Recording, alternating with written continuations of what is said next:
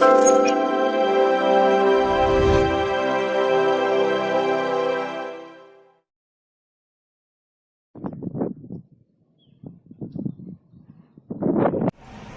హాజరైన ప్రెస్ వారికి, వైఎస్ఆర్ నాయకులకి, ప్రతి ఒక్కరికి పేరు పేరున రెండు చేతులతో నమస్కారం చెప్తాను. ముఖ్యంగా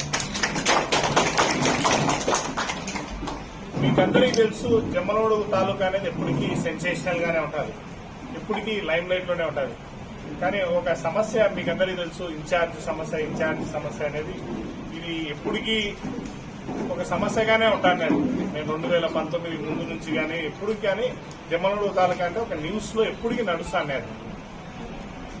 ఇప్పుడు ఈ సమస్యకు మీకందరికీ తెలుసు, ఒక తెర న్యూస్ బయటకు వచ్చింది. ఆ న్యూస్ ఏంది, ఎటువైపు ఏ లీడర్ పోతారు, ఇలాంటివన్నీ కూడా చాలా మందికి చర్చగా ఉన్నాయి.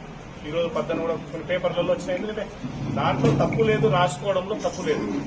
కానీ వాస్తవం కూడా నేను ఒక బాధ్యతగా వైఎస్ఆర్ పార్టీలో కార్యకర్తగా మొదలయ్యి వైఎస్ఆర్ పార్టీలో కొనసాగుతూ ఇప్పుడు ఒక స్థానికంగా ఒక శాసనసభ్యునిగా పనిచేసి తర్వాత ఇప్పుడు కూడా ఒక గట్టి హామీతో మళ్లీ జగన్మోహన్ రెడ్డి గారు మీకు అందరికీ తెలుసు, మళ్లీ నన్ను ఆయన పక్కన బలంగా కూర్చోబెట్టుకొని నాకు గట్టి హామీ ఇచ్చినారు కూడా మీకు అందరికీ తెలుసు. ఈ పొద్దు అందరూ ఏమంటారు, సుధీర్ రెడ్డి ఎటువైపు చూస్తున్నాడు అంటారు. మీకందరికీ ఒక్కటే ఒకటి చెప్తాను. నేను ఆ రోజు 2016లో వైఎస్ఆర్ పార్టీయే లేదు జమ్మలమడుగు తాలూకాలో భూస్థాపితం అయిపోయిన రోజు నా సొంత కుటుంబం, మీకందరికీ తెలుసు, మా కుటుంబం రాష్ట్రంలోనే పేరుగాంచినది.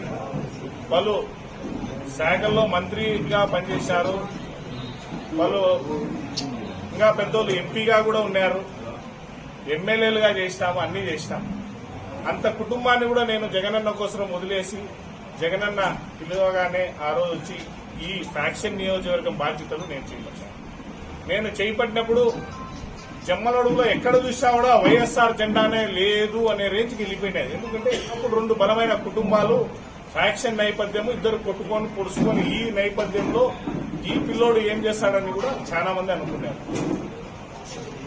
తర్వాత ఏంటని నేను రాగానే ఒక్కొక్కరు మీకు అందరికీ తెలుసు, పోరెడ్డి మహేష్ అని ఫస్ట్ ఒకరు, తర్వాత చంద్రమోహన్, తర్వాత అందరినీ నేనన్నా ఇట్లా అందరినీ ఒక్కొక్కరే మనకు 115 పంచాయతీలు, 2 మున్సిపాలిటీలలో కానీ ప్రతి ఒక్కరిని మేము అడుగడుగునా ఒక్కొక్కరిని కొత్త వైఎస్ఆర్ వర్గం, అంటే ఈడ సుధీర్ వర్గం అని ఎప్పుడు తొడకరాలేదు, నా కుటుంబ వర్గం అనేది లేదు.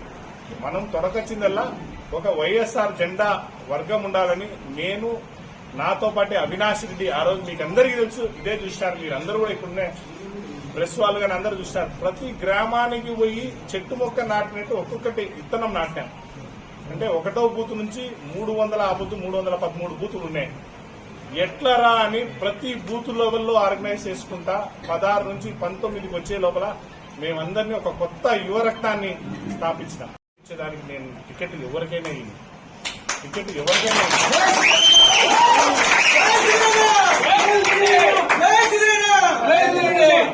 ఎవరికి టికెట్ ఇచ్చినా కూడా జమ్మలమడుగు తాలూకాలో వైఎస్ఆర్ జెండా ఎగిరేస్తాం. ఎవరికి ఇచ్చినా కూడా జమ్మలమడుగు తాలూకాలో వైఎస్ఆర్ జెండా ఎగిరే దాంట్లో ఫస్ట్ మొదటి అడుగు నాదే ఉండాలి. తప్పుడు ప్రచారాలు ఇప్పుడు తెలుగుదేశం వాళ్ళు ఏమన్నారు, ఆ ప్రచారాలను మీరు ఎవరు కూడా నమ్మకండి. ఈరోజు ప్రెస్ మీట్ పెట్టేదానికి ఎందుకంటే నాకు అవసరం లేదు, ఎందుకంటే నా గుండెంతా వైఎస్ఆర్ గుండె. నేను వేరే దారి చూస్తాననే ఆలోచన కూడా ఎవరు పెట్టుకోవద్దు. వైఎస్ఆర్ పార్టీకి తప్ప ఏం మాట్లాడలేదు. ఎందుకంటే ఆ రోజు అందరినీ నేను కాదని వైఎస్ఆర్ పార్టీకి ఒంటరిగా పోరాటం చేసినా మీ గుర్తు నాటినాను. ప్రతి ఒక్కటి వైఎస్ఆర్ సైడే చూస్తాడు.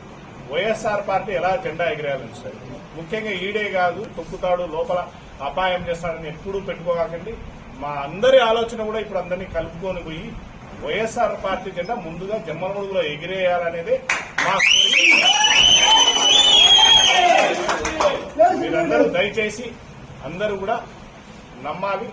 ఏ అపోహలు కూడా పెట్టుకోకుండా మీడియా ద్వారా ముఖ్యంగా చెప్తాము, ప్రజలకు ఈ మాట చేరవేయండి. ముఖ్యంగా ఆపోజిట్ వాళ్ళకు కూడా చేర్చితే చాలా బాగుంటుందని మీ అందరి ద్వారా కోరుకుంటూ సెలవు తీసుకుంటాం.